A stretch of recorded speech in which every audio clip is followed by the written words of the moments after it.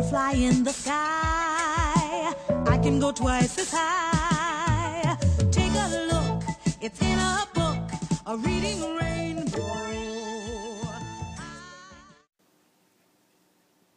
Does this look familiar?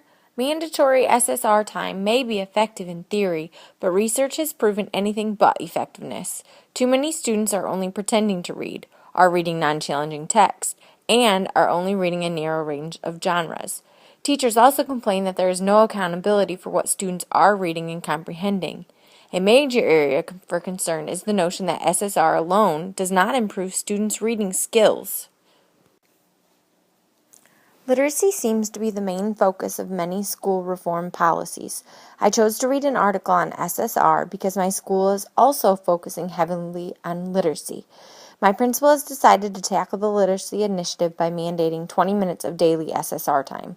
However, there are no guidelines or accountabilities for teachers or students. I chose this article because I was looking for ways to improve the SSR time in my classroom and making it as useful as possible for my students.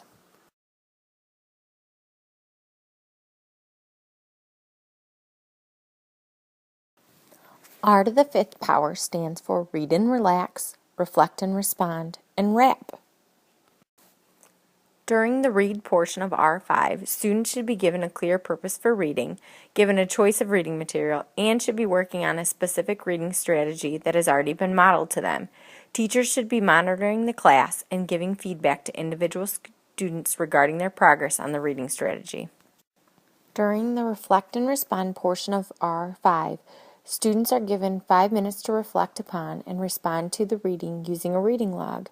This response should include the title and the genre of their chosen reading, and also any reading strategies they utilized. Teachers should still be monitoring the class. During the wrap portion of R5, students should be sharing insights about what they read with a partner. Teachers should then lead a whole group sharing session and focus on reiterating excellent insights. After only 4 months of R5, students had made significant gains in reading level, had improved comprehension, and had even started to share exciting parts of their readings with the classmates without being prompted to do so. The authors also noted that they saw an increase in the motivation to read in every single child. This article was very useful in helping me figure out how I can improve SSR in my classroom. It reminds me that I must be consistent in monitoring and guiding the reading habits of my students. It reminds me that I must model and teach reading strategies. It reminds me that I must allow my students to talk about what they read and learn how to process their thoughts out loud. Most importantly, this article has solidified the notion that SSR should be an extremely active process. Simply getting out a book to read will not produce the type of gains needed by my students. If I want them to truly become better and more motivated readers, I must create a relaxing environment to read in, allow them to choose from a variety of reading materials, give them some time to reflect upon what they read by logging on a reading log, and finally, by allowing my students to share their insights with others.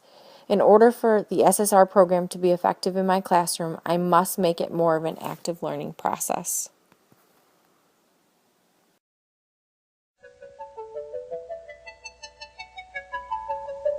Butterfly in the sky, I can go twice as high.